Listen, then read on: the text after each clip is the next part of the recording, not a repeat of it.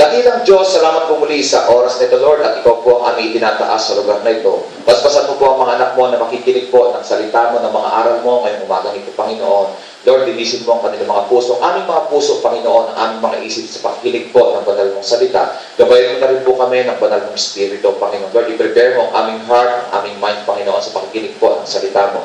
Lord, tinataas ko na rin po ang mensahe mo ngayong umagang ito, Lord. Gamitin mo ito, Panginoon, upang turuan po ang lahat ng mga anak mo na sa araw na ito, Lord God. Magawit nawa, Panginoon, ang mensahe mo ngayong umagang ito, Lord God. At ikaw na po ang bahala hanggang simula hanggang matapos ko ang aming pong pag-aaral ng banal mong salita. Kalooban ko lang, Panginoon, na siya lumabas po sa aking mga labi. Salamat po. In Jesus' name, Amen and Amen. Palakpakan natin ang ating Lord at ating nakakaupo na po.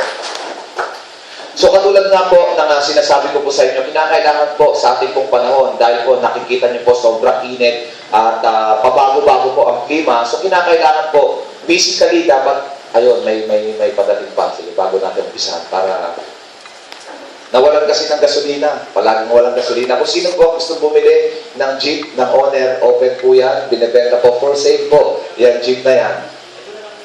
Okay, may plugging pa. For sale yan. Rush sale. Malay nyo may purpose pag nabenta natin yan. Di ba? Ganun lang naman po yun. Sige po. Okay. So, pagamat mainit, dapat pasensyahan nyo na po. Hindi bale. Sa susunod, lalamig din po. Sino may gusto ng malamig na church? Masarap na nun, tapos kukul naka-aircon. Kaya lang, pag naka-aircon tayo, baka puro kayo tulog. Yun ang problema ron. Pag malamig ang church kasi, naging antukin ang mga mananampalataya. Pero pwede kayo mag-forward dito kung mainit po dyan. Sige po. Bago po ako mag-umpisa, babasahin ko lang po sa Bible po, in the book of 1 Timothy o Timothy 4, chapter 4, verse 7 to 8. Sabi mo rito, andyan ba dyan? Nakalagay ba dyan? 1 Timothy 4, verse 7 to 8. Ayos Para kung nakikita siya nung yung sinabi ko, ang magiging number 1 at magiging number 1 muli. Yung sinabi ko yung pangalan niya. Sarap ng tayo niya Para kung nakita brother Ted, tumayo siya Sinabi ko yung pangalan niya. Tuwan-tuwa siya, parang siya yan Kaya na naka-shorts Ibig sabihin, mas bata yata yan. Sige. At tagal naman. Nakita niyo, alam niyo, tutuwa po kay Bishop. Pero mo, at his age, sigaw ng sigaw. Kaya huwag na po kayo magtaka kung ang mga pastor po ninyo ng Jesus Christ of God Glory Church ay sigaw po ng sigaw.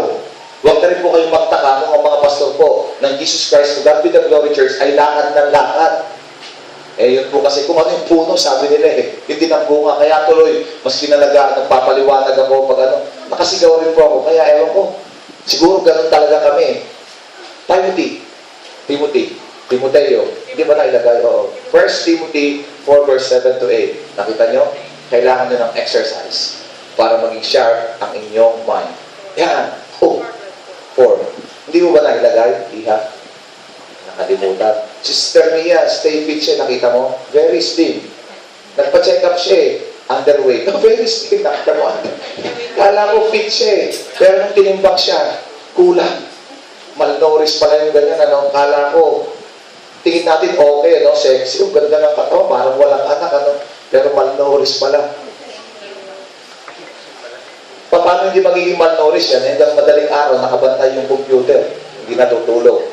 In the book of 1 Timothy, o Timothy 4, verse 7 to 8, but reject profane and old wives' fables. Ibig sabihin ko, yung mga kwento, yung mga old na kwento, and exercise. So nandun po yung salita, exercise yourself toward godliness. For bodily exercise profits a little. So nakikita niyo po na ibig sabihin po, nandun po yung salitang exercise, nabanggit po yung salitang exercise. So ibig sabihin po nito, ay meron din po palang profit ang pag-exercise po. Tuloy ko po, but godliness is profitable for all things, having promise of the life that now is and of that which is to come. So nakita niyo po, nabanggit po yung salitang exercise po doon.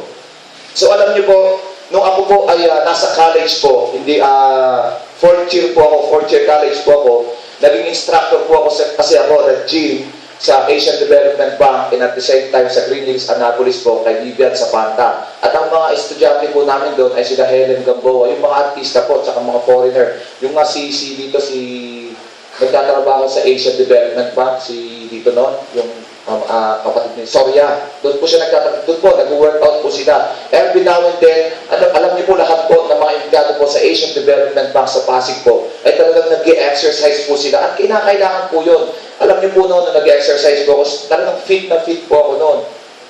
Wala kang makikita na mga taba, ngayon nila makikita yung taba sa akin. So maghapon po, so ganun po ako noon talagang, alam niyo po ba na nag-exercise ako, umaga pa lang, kung minsan very disiplinado po ako noon. Talagang ang dami kong tinitake na vitamins, kaya lang po talagang tinitigyawan po ako noon. Dahil sa mga amino acids po na tinitake ko. Pagkatapos po, alam niyo po si Vivian Zapanta, matanda na po siya noon, pero alam niyo po, pag nakita niyo po siya, ang ganda po ng katawan niya. Kasi po sa umaga, yung juice lang po ang iniinom po niyan. Mga fruits, yan lang po yung iniinom niya, kinakain niya. And then, mag-workout na po siya.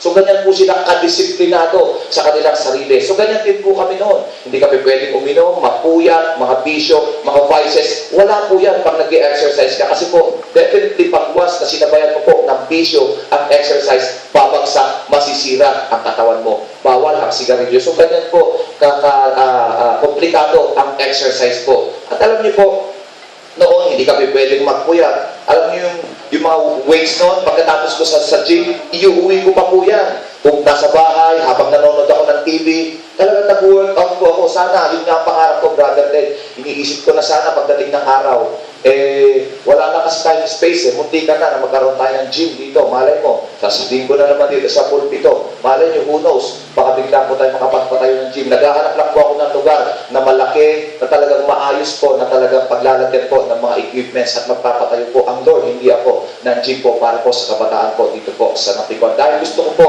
na mga kabataan ay talagang maging fit, talagang mag-exercise po sila para maging maayos po yung kanilang pangangatawan. Gusto niyo po yun mga kabataan? O syempre, alam ko, gusto ninyo yun. Pero alam niyo po, nung pong nag-workout ako, ay nako, grabe po.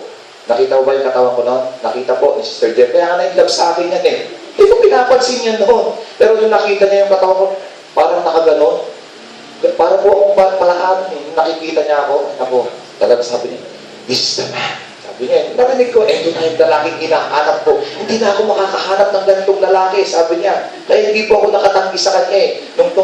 Nung dumalaw po minsan, nag-short siya. Sabi ko, nag-shorts eh. Nag-cycling shorts, nakita ko, fit na fit din po siya.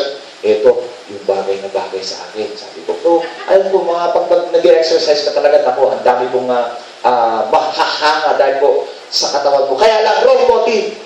May mga nagpapalaki po kasi ng katawan para lang makita o ibig sabihin mapansin. Pero hindi po nila iniisip na dapat once na nagpapaganda ka o dapat nag-exercise ka, dapat na iniisip mo para maging healthy ka lang, maging maayos lang po yung pangatawan mo para malayo ka po sa karamdaman. Ang tagal ko pong naging instructor. Nawala lang po ako kasi nag-duty na po ako noon. Meron po akong pinasok na kasamahan ko na instructor, kaya lang natanggal sa Asian Development Bank kasi po libre po ang tissue dun eh. Ang kakapal ng tissue dun. Nahuli po, nagkakalan ng tissue. Tissue lang ng dahil sa tissue. Kasi po kakapal ng mga Korean, nandun po mga sabon, lahat po. Nagnakaw ng tissue, ayun, tanggal, sayang. So alam niyo po, so much for that. So ito po, how to be physically fit. So paano daw po tayo magiging physically fit? Alam niyo po, may mga routines po o routine o mga ginagawa po tayo na dapat sundan. Pag sinabi pong exercise, hindi po pwede na basta-basta ka lang ng exercise o basta ka lang po na buhat ng buhat. Hindi po pwede yun. May mga pattern na kinakailangan ka pong sundan. May mga programs po na kinakailangan sundan po natin. First, stretching. Hindi ka pwede na mag-workout ka agad, bigla kang bubuhat. Yan po kadamihan na mali sa mga nag-exercise. Gusto nila, stressful ka agad dahil gusto nila lumaki. Saka gustuhan po nilang lumaki ka agad yung kanilang pangatawan, knowing na mali pala yung ginagawa po nila. Kasi po kadamihan po, sabi nga yung hardcore na workout, pero wala po silang mga instructor na nagtuturo kung paano po talaga yung proper exercise. Kaya yung iba, strenuous, maya naiipitan, maya hindi na po lumalaki yung kanilang katawan. Tumitigas lang po yung kanilang katawan. Hindi na po sila nag-stretching. Ibig sabihin po, yung flow, yung circulations po ng blood ay hindi po maayos na dumadaloy. Pati po yung mga muscles nila, minsan yung iba malaki, yung iba maliit pa kasi po hindi nila sinimulan yung proper way. Stretching. And after that, kinakailangan cardiovascular exercise. Kinakailangan po yung mga treadmills, mga stationary bikes, para po mas maganda yung pump, yung flow ng blood po natin, yung pitik ng ating mga puso. Yun po yung mga proper way na ginagawa po natin. And after that, yung iba, pagpunta na, pag-okay na. Gusto mabigat ka. Gusto lumaki. Hindi po, mali po yun. Kinakailangan magsisimula ka sa light weight. At hindi po pwede na kinakailangan mabigat ka agad o kinakailangan talaga para mas malaki, mas mabilis pag lumaki yung katawan mo. Hindi po. As a Christian, ganun din po yun. As a new believer, dapat po magsimula rin po tayo sa basic. We must desire, ang sinabi po sa Bible, we must desire the spiritual milk as a newborn babe. Nakita nyo, as a newborn babe, parang mga bagong panganak sa kingdom ng ating Panginoon, we must desire. Kung paano po natin dinidesire na lumaki ang ating katawan, kung paano po maging massive ang ating pangatawan, ganun din po dapat tayo. More than that, as a Christian, we must first desire the spiritual milk, which is the Word of God, so that we may grow thereby. Hindi po pwede na solid ka agad na kakainin mo. Hindi po pwede na protein ka agad ang kakainin mo. Kinakailangan po yung light, yung milk muna. Katulad po ng bata, di ba? Bago po lumaki at kinakailangan, hindi mo lang pwede pakainin na solid food yan eh. So kinakailangan may basic pattern na kinakailangan sundin po niya, which is milk. And as a Christian, as a new believer, dapat yun po muna ang basic na kailangan po natin. Yung Word of God. Amen? So meron pong designated na programs sa designated body parts. Iba-ibang klase po ang program. Kung gusto mo lumaki ang chest mo, kinakailangan bench press. At pag sinabing bench press, hindi po basta bench press yan. May incline, may decline, marami pong klase yan. May pec deck. So iba't ibang klaseng programs po yan. Kung gusto mong lumaki ang legs mo, meron din leg press, squatting, marami pong klase. Leg extension, so ganyan din po. Pag bicep, iba-ibang klase po, ibang klaseng program po. Depende sa gusto mong malakihin. Kaya lang nagiging problema, yung iba, malaki upper, lower, maliit. So ang itsura, labis. Di po ba? Bakit? Kasi po, nag-set lang siya, nag-focus lang po siya sa iisang parte, which is the upper part, at napabayaan po yung lower part. So ang nag-profit lang po is yung upper at naiwan po yung lower. So pag tinignan mo, pangit. So as a Christian, spiritually dapat po, hindi po pwede na puro taas. Hindi po pwede na ilang part lang po ang mag-grow sa iyo. Ang gusto po ng ating Panginoon Diyos, dapat mag-grow lahat ng part ng katawan mo. Kumilos lahat, gumana lahat ang parte ng katawan mo. So as sa pagpupuri po sa ating Panginoon Diyos. So as in praising, in singing, sa loob po ng church, hindi po pwede na puro kamay lang ang ginagamit mo. So ang magpaprofit lang, ma-exercise lang po ay yung katawan mo. So as you praise and as you raise your hands, kasabay po dapat yan ang iyong bibig, ang iyong katawan, ang iyong paa, kasabay po ng pag-intak sa ating Panginoon Diyos. Kung gusto po natin na talagang properly dumaloy, kumilos ang banal na espiritu ng ating Panginoon Diyos. Stretching. Nag-stretch pa kayo kanina? Na-stretch pa kayo kanina? Pag hindi po tayo na-stress, ang labas po nun, yan. Dugo.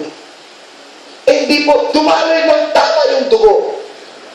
Napakalaki pong parte, ang praise and worship. So dapat po, kumikilos po tayo, para hindi po tayo antok eh. Andiyan ba kayo mga antok? Mga Christians pa. Isa ka naman. Di ba? O, di ba pag-stretch? Mga ganyan-ganyan pa eh. So, dapat yan, bago ka pumunta sa church, pag-gising mo. Di ba? Para pagdating mo sa church, lively ka. Di ba dapat nakapag-stretching ka? Ay, hindi ko na yata malaki na yung chan ko. So, dapat gano'n. May mga pa-stretch pa. Nakita mo, mas malaki yung chan ka. So, si Brother Ted, kaya niya daw eh. O, nakita mo, kaya daw niya abutin eh. Sa edad niya yan. So, ganyan po tayo dapat. Para pagdating mo sa church, active ka, lively ka. Kasi kumilos, doon pa lang sa bahay mo, doon pa lang sa tahanan mo, kumilos na yung dugo mo. At pagdating po natin sa church, that's the time na mag-take over naman po yung Holy Spirit. That's the time naman po nadadalo yung Holy Spirit po sa atin. That's the time na nadadalo naman po yung blood ng ating Panginoong Diyos. Kaya nga yung iba, pagpunta sa church, tinatamad. Amen? So ngayon, how to be physically fit? Tuturuan po tayo ng ating Panginoon Diyos. Balik mo nga kanina, yung verse natin. Nawala? Kaya, i-reject mo na daw yung mga maling kasabihan. May nagpapabili, bilan mo nga ako ng gamot. Sabi ganun eh. May nagpapabili eh. O sige, sige. Kaya lang saka na kita bibigyan ng pera kasi gabi na. Mga kasabihan, abono daw. Abono. 10,000 gamot. Abono. Isip ko, 10,000 yun ah. Kasi madilim na daw. Bukas na lang. O sige, nakita kami kinabukasan. Hindi naman binabot. Ano marami tayong kasabihan eh. Kung minsan. Di ba? Yung mga kasabihan ng matatanda. Pero, ang sinabi ko, and exercise yourself. Pero ang importante po dapat, we must exercise ourselves sa godliness. Exercise nga po tayo ng exercise physically. Physically strong ang ganda ng katawan mo. Ganun ako dun eh. Physically, titignan mo, lakas ng katawan nito ah. Ang tikas nito, tignan ah. Pero ang tanong, puro yourself, myself. Kinakailangan maganda yung katawan ko, maganda yung pangangatawan ko. Tama naman po yun. Ang tanong, hindi ko naman po na-exercise yung pagiging godly ko. Yung godliness, hindi ko po na-exercise. Kaya nangyari, naiwan. At ganyan po ang maraming tao ngayon. Physically strong, physically alert, but spiritually dead. Marami pong taong ganyan ngayon. Kung titignan mo, ang tibay, makikita mo ang ganda ng pangatawan, matalino, they have everything. Lahat po ng kailangan nila sa buhay, nasa kanila, and yet, dito na po tayo, nagkukulang. Kinakailangan po, pantay. Man does not live on bread alone, but by every word that proceeds from the mouth of God. Kung kumakain ka physically, dapat po, kumakain din po spiritually. Kumakain din po dapat ng Word of God. Sabay po yan. Kung kanina nag-almusal ka, daw ako hindi pa. Every Sunday po kasi, hindi po kasi ako mamaya na po ang kain. Pero bakit? Strong. Bakit? Feeling mo, malakas ka pa rin. Bakit? Dumadaloy po kasi yung Holy Spirit. Dumadaloy po kasi yung blood. Yung circulation, nagsisirculate po yung Espiritu sa aking katawan. And right now, I believe and I can feel the Spirit of God. Nararamdaman po, yun ang kumikilos. So dapat every morning, we must seek the power, the guidance, the strength of the Holy Spirit. Amen? Amen. So yan. For bodily exercise, nakita mo, binanggit eh. Ano? May profit din. Pero nakita mo, maliit lang oh. Sinabi niya eh. Pag nag-exercise ka physically pala, may profit din, pero maliit daw. Nakita mo? So, ibig sabihin po, hindi po batayan na ikaw po ay magiging stay healthy, stay fit, kung ikaw po ay nag-exercise dahil maliit lang daw po ang benepisyo sa atin. So ano yung pinakamalaking benepisyo? Ibig sabihin po, sa 100%, 20% na po pala yun. So ano yung natitirang 80%? But godliness. Paggawa ng mabuti, pag-attend sa church, pagsunod sa kalooban ng Diyos, pagsunod sa commandment ng Diyos, mas profitable pala. Nakita nyo? So, ibig sabihin po pala, maski exercise ka ng exercise, kung wala naman po sa atin ang godliness, useless, wala rin pong profit, lugi pa rin po pala. So, dapat po, hindi po pala dapat napapabayaan natin, dapat hindi po pala natin napapabayaan yung pagiging godliness. Dahil po, ang profit po ay sa lahat ng bagay. May karamdaman ka, nag-exercise ka. Pero ang kailangan palang kasabay po nun ay yung pagiging maka-Diyos, godliness, pagsunod, pag-attend, pagbabasa ng Word of God, pag-praising sa ating Panginoon Diyos, at then po, ang profitable. At yan ang hinahanap ng Lord sa atin para po yung profit, makuha po natin. Bakit? Anong profit niyan? Anong makukuha kong profit pagwas na nandun po yung godliness sa akin? Ine-exercise ko yung pagiging godliness. Ano ang promise? Ano ang profit na makukuha ko? Having promise of the life.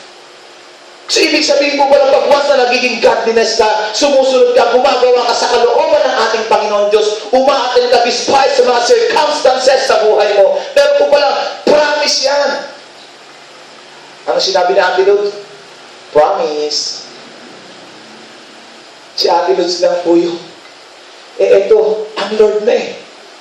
Bible na ang nagsasabi na pagbuwas na ikaw po ay spiritually fit, may pangako. Pag ikaw po ay godliness, sinusunod mo po yung pagiging maka-Diyos, sumusunod ka sa gawain ng ating